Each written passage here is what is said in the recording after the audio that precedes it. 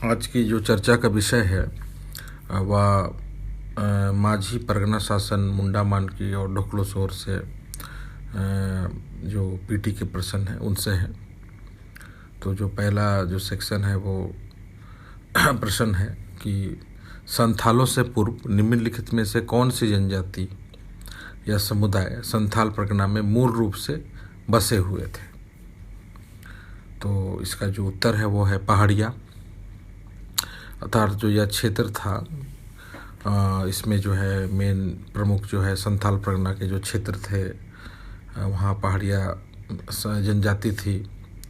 मुख्यतः जो सौरिया पहाड़िया है, पहाड़िया में माल पहाड़िया एवं सौरिया पहाड़िया जो दो इसकी उपशाखाएं हैं। इसमें कि जो सौरिया पहाड़िया है वो पश्चिम बंगाल, बिहार इनमें निवास करती है।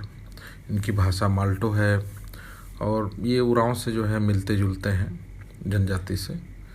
तो संथाल परगना में जो मूल रूप से ये बसे हुए थे तो ये पहाड़िया थे। और इस संदर्भ में जो 1773 में रामगढ़ हिल ट्रैक भी जो बना तो एक हिल असेंबली की बात की गई, वह एक क्षेत्र था। तो इसको देखते हुए जो है वहाँ प्रशासनिक व्यवस्था विकसित हुई। तो इसका उत्तर पहाड़िया है।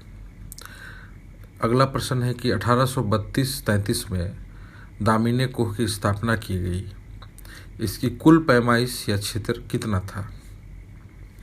तो इसका उत्तर है 1338 वर्ग मील क्षेत्र। तो इसके अंतर्गत जो दामिनी कोह है अर्थात जो पहाड़ी क्षेत्र है जो कि एक प्रशासनिक क्षेत्र था और ये व्यवस्था विकसित की गई प्रशासन के दृष्टिकोण से ताकि उसको एक क्षेत्र के रूप में विकसित किया जाए।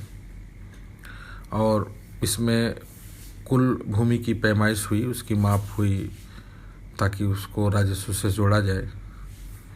और इसका जो कुल क्षेत्र था वो 1338 वर्ग मील क्षेत्र था। अगला जो प्रश्न है कि जो माझी परगना शासन व्यवस्था में गांव का प्रबंधन कौन करता है। तो इसका उत्तर है माझी। तो जो माझी परगना व्यवस्था है इसके अंतर्गत जो है माझी संथालों के अंतर्गत वो गांव का प्रबंधन करता है। अगला जो प्रश्न है कि माझी परगना में समाज के लोगों के आचरण को निगरानी करने की एक अनोखी निगरानी तंत्र व्यवस्था है। इस कार्य के लिए कौन सा पद प्रमुख जिम्मेदारी निभाता है। तो उसका उत्तर है जोग माझी। तो जोग माझी जो है वो माझी का सहायक होता है और इस प्रकार से एक चेक एंड बैलेंस और एक निगरानी व्यवस्था के अंतर्गत ये काम में आता है और उससे सहयोग भी प्रदान करता है। तो जोग माझी जो है इसका उत्तर है। अगला प्रश्न है कि माझी परगना व्यवस्था में बिटलाहा क्या है। तो संथालों में जो बिटलाहा व्यवस्था है वो चर्चित है। तो इसका सही उत्तर है सामाजिक बहिष्कार। तो जनजाति संस्कृति समाज के अंतर्गत पाएंगे कि वहाँ समाज में कुछ टैबू हैं, कुछ टैटू हैं, किसे हम प्रतिबंधित करते हैं, किसे हम अपनाते हैं। तो बहुत सी ऐसी बातें हैं जो नियम पुरखों से चली आ रही है और उसे नहीं मानने पर समुदाय द्वारा सामाजिक बहिष्कार किया जाता है। तो इस संदर्भ में बिटलाहा जो है इसका जो है संथाल व्यवस्था में बहुत अधिक महत्व है। अगला जो प्रश्न है कि निम्नलिखित में से कौन सा पद मानकी मुंडा व्यवस्था में सबसे ऊपर है। तो इसका जो उत्तर है वो पढ़ा राजा है। तो मुंडा व्यवस्था के अंतर्गत जो पढ़ा राजा है वो सबसे सर्वोच्च पद जो है इसको ग्रहण करता है और इसके नीचे जो है इसकी और प्रशासकीय संरचना है। तो वर्तमान में ऐसे पढ़ा राजा चूँकि उस समय राजा होते थे तो इसका महत्व था। तो धीरे धीरे ये जो व्यवस्था है पढ़ा राजा की ये विलोपित होती गई और ये मानकी और मुंडा तक ही सीमित रह गया। अगला प्रश्न है कि मानकी मुंडा के संदर्भ में निम्नलिखित में से कौन सा कूट असत्य है। तो जो घा है इसमें, जो खूंट, इसमें लिखा गया है कि घर की स्त्री प्रधान प्रमुख। तो खूंट जो है वो परिवार होता है, एक परिवार को खूंट कहते हैं। और कई परिवार जो है वो खुटखटीदार होते हैं, जिनका अपना अधिकार होता है। और जैसे इसमें ऑप्शन है सरना, जिसमें ग्राम देवता का जो निवास स्थल है, अखाड़ा जहाँ बैठक एवं नाच गान होता है, शासन जहाँ शवों को दफनाया जाता है। तो खूंट परिवार है। अगला जो प्रश्न है कि मानकी मुंडा व्यवस्था को विल्किंसन रूल के तहत मान्यता मिली, यह घटना कब हुई? तो इसका सही उत्तर है 1833 में। इसके अंतर्गत जो है विल्किंसन ने इस व्यवस्था को मान्यता दी। और इसके पीछे कई विचारधाराएं हैं कि क्या अंग्रेज वास्तव में झुके या उनकी चाल थी। तो बहुत सारे इतिहासकार इसे अपने तरीके से बताते हैं, क्योंकि ये जो काल है इसमें कि हो विद्रोह, कोल विद्रोह, एक आंदोलन की लंबी श्रृंखला दिखती है। ठीक इसके बाद जो है वो सेरेंसिया विद्रोह होता है कोल्हान में। तो कहीं ये समझौतावादी दृष्टिकोण तो नहीं था अंग्रेजों का, लेकिन कुछ इतिहासकार ये बताते हैं कि इस प्रकार की परंपरागत व्यवस्था को मान्यता देने से अंग्रेज यह चाहते थे कि बाकी क्षेत्रों के जो लोग हैं, जो भारत में निवास कर रहे हैं, वो यहाँ नहीं आ जाए और वो राष्ट्रीय आंदोलन का प्रभाव यहाँ नहीं हो जाए, ताकि विद्रोह जो है व्यापक हो जाएगा तो इससे अंग्रेजों को नुकसान होगा। तो इस संदर्भ में सिर्फ मानकी मुंडा ही नहीं, बहुत स्थानों पर, बहुत जगहों पर, भारत के अन्य भागों में भी इस प्रकार की परंपरागत शासन व्यवस्था को अंग्रेजों ने मान्यता दी। तो विल्किंसन रूल की जो मानकी मुंडा व्यवस्था है वो 1833 की इसका सही उत्तर है। अगला प्रश्न है कि कोल्हान गवर्नमेंट स्टेट की स्थापना कब हुई? तो इसका सही उत्तर है 1837, क्योंकि इस समय जो है सेरेंसिया, ठीक कोल विद्रोह के बाद जो है सेरेंसिया घाटी युद्ध हुआ। इसमें पोटो सरदार की सहित बहुत बड़ी भूमिका था। इनके साथ कई साथियों को भी जो है अंग्रेजों ने फांसी दिया। और इसके बाद जो है सिंहभूम को जो है जिला के रूप में, यानी क्षेत्र के रूप में, प्रशासन के क्षेत्र के रूप में विकसित किया गया। और यहाँ बाद में इसे नॉन रेगुलेशन भी घोषित किया गया, चूँकि बार बार उपद्रव होता था। तो कोल्हान गवर्नमेंट स्टेट में जो इसका संबंध है 1837 से है। अगला प्रश्न है कि कोल्हान के कौन से विद्रोह ने मानकी मुंडा शासन व्यवस्था के सामने अंग्रेजों को घुटने टेकने को मजबूर किया? तो इसका सही उत्तर है सेरेंसिया विद्रोह। तो ठीक मैंने इसकी चर्चा की अभी इससे पूर्व की सेरेंसिया घाटी जो युद्ध है उसमें पोटो सरदार की बहुत बड़ी भूमिका है। आज भी जो सेरेंसिया जो क्षेत्र है पश्चिमी सिंहभूम का, वहाँ इस प्रकार के स्वतंत्रता से जुड़ी आंदोलन से पार्क बनाया गया है। वहाँ हम श्रद्धांजलि भी अर्पित करते हैं उन्हें। तो ये एक बहुत बड़ी घटना थी। इसमें कई हद तक जो है अंग्रेजों के दांत भी खट्टे किए गए।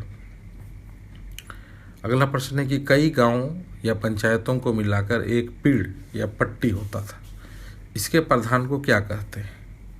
तो इसका सही उत्तर है मानकी। तो मानकी जो है वो मुंडा से ऊपर होता था, यानी 26 पीड़ को मिलाकर एक मानकी बनता था। तो उसी से मानकी मुंडा व्यवस्था विकसित हुई। और जो पिरामिडिकल स्ट्रक्चर में ये मानकी जो है सबसे ऊपर है, क्योंकि बड़ा राजा तो अभी है नहीं, लेकिन हिरार्किकल में मानकी जो है वो सबसे ऊपर है। अगला प्रश्न है कि 2019 में सरकार द्वारा मानकी और मुंडा को प्रतिमाह सम्मानजनक मानदेय की राशि क्रमशः कितनी है, जो कि एक मानदेय है। तो उसका सही उत्तर है मानकी के लिए 3000 और मुंडा के लिए 2000 रुपया। तो चूँकि मानदेय जो होता है वो एक ऑनरेरी है, वो आपको सम्मानजनक है, उसको आप वेतन से नहीं जोड़ सकते। कई बार ऐसा होता है कि लोग बोलते हैं या मुंडा हैं या मानकी कि इतना कम हमको मिलता है और लोगों को इतना ज़्यादा मिलता है। तो ये वो ऐसे पद नहीं है, सम्मानित पद होते हैं। इसमें आपको सोचना चाहिए कि हम क्या दे सकें। इस प्रकार के बहुत से ऐसे पद होते हैं सरकार के अंतर्गत, राज्य सरकार के अंतर्गत, भारत सरकार के अंतर्गत, जिसमें राशि बहुत कम होती है। तो इसका सही उत्तर है कि मानकी के लिए 3,000 और मुंडा के लिए 2,000 रुपया प्रति माह। अगला प्रश्न है कि मानकी मुंडा व्यवस्था के आधार पर कोल्हिस्तान यानी कोल्हिस्तान की मांग रखी गई थी या क्या थी? तो इसका सही उत्तर है अलग देश की मांग। तो इस समय जो है केसी हेम्ब्रोम जो है ये बहुत पश्चिमी सिंहभूम में सक्रिय थे। 70-80 मुख्यतः दशक में जो उन्होंने हिंसाकारी सशस्त्र आंदोलन चलाया। बस 2000 में ख़त्म भी हुआ इनका आंदोलन और इनके ऊपर जो है कई आरोपों को हटाया गया, निराधार किया गया। तो एक नई प्रकार की यहाँ इन्होंने मांग रखी थी कि अलग देश की मांग है, जो कि एक अपने आप को अलग देश की मांग रख रहे थे। अगर आप इतिहास में जाइएगा आधुनिक भारत के, तो वहाँ पाएंगे कि जो जयपाल सिंह मुंडा का जो अप्रोच है राजनीति का, वो शुरू में बहुत आक्रामक है, बाद में बहुत डिफेंसिव है, वो नरम है और कई बार वो जिन्ना से भी बात कर रहे हैं। अब जब बांग्लादेश की जो स्थिति है उससे पहले वो झारखंड के जयपाल सिंह से भी संपर्क करते हैं, मेघालय की जनजाति से भी संपर्क करते हैं और इसको एक रूप से कोल्हिस्तान जो क्षेत्र है उसको जो है वो अपने शासन व्यवस्था में लाने का प्रयास करते हैं। एक तरह से राजनीतिक विचारधारा थी वो। इसकी चर्चा बहुत सी किताबों में है। तो उसको बाद के दिनों में वहाँ से तो नहीं जोड़ा गया, लेकिन वो दिशा अलग हो गई और वो अलग देश की मांग पर जो है इस पर बात की गई, जो कोल्हिस्तान का जो आंदोलन है। और ये बहुत हिंसाकारी आंदोलन था। अभी कुछ दिन पहले जो है रामो बिरवा नामक व्यक्ति ने भी जो है इस पर जो है आंदोलन किया, वो अरेस्ट भी हो गए और उन्होंने भी इस प्रकार की मांग को हवा दी, क्योंकि अब भारत में रह के आप अलग देश की बात नहीं कर सकते हैं। आप उस ऐसे निराधार बातों का कोई स्थान नहीं है। तो इसका सही उत्तर है अलग देश की मांग। अगला जो प्रश्न है कि पेशा कानून स्थानीय शासन व्यवस्था जैसे मानकी मुंडा, ढोकलो सोहर, माझी व्यवस्था इत्यादि का समर्थन करता है। यह कानून कब आया? तो जो पंचायत से जुड़ा कानून है पेशा, तो इसका संबंध है। इसका सही उत्तर है 1996 में यह अधिनियम बना। तो panchayat extension in schedule area इसका जो है पूरा नाम है। अगला प्रश्न है कि कैप्टन विल्किंसन ने मानकी मुंडा शासन व्यवस्था को कोल्हान गवर्नमेंट स्टेट के माध्यम से आरक्षित रखा, परंतु कोल्हान क्षेत्र को किस में मिलाया गया? तो इसका सही उत्तर है 1833 के दक्षिण पश्चिम सीमांत एजेंसी यानी साउथ वेस्ट फ्रंटियर एजेंसी में मिलाया गया। तो ये 1833 का जो दक्षिण पश्चिम सीमांत एजेंसी है ये भी एक प्रशासकीय क्षेत्र है। बाद में हम देख रहे हैं कि 1837 में कोल्हान गवर्नमेंट स्टेट है। तो जो इसका रूल 13 है, 1833 का रूल 13, तो इसके अंतर्गत जो है दक्षिण पश्चिम सीमांत एजेंसी के तहत इसे नॉन रेगुलेशन बनाया गया और ये पूरी तरह 1854 में नॉन रेगुलेशन क्षेत्र बना। जैसे मैंने बताया कि बहुत उपद्रव होते थे, तो यहाँ अंग्रेजों ने बटालियन स्थापित कर दी थी और यहाँ पर शासन व्यवस्था को बहुत कड़ाई से किया। अगला प्रश्न है कि विल्किंसन रूल की स्थायी सशक्तता के लिए किसने कोल्हान क्षेत्र में सशस्त्र हिंसाकारी विद्रोह 1978 में आरंभ किया था? तो इसका सही उत्तर है केसी हेम्ब्रोम, जो कि जैसा मैंने बताया कि बहुत हिंसाकारी आंदोलन के समर्थक थे और ग्रुप भी बनाया था। वर्ष 2000 में जब झारखंड नवीन राज्य के रूप में उभरा, तो इन पर जो है सारे जो दंडात्मक कार्रवाई के चार्जेस थे, कोर्ट के प्रोसीड्यूर थे, सब चार्जेस हटा लिए गए थे। अगला प्रश्न है कि ढोकलो सोहर शासन व्यवस्था खड़िया जनजाति से संबंधित है। यह जनजाति किस प्रजाति प्रकार की है? तो इसका सही उत्तर है प्रोटो ऑस्ट्रेलाइड।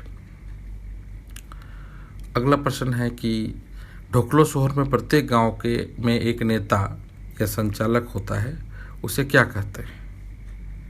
तो उसका सही उत्तर है करटाहा।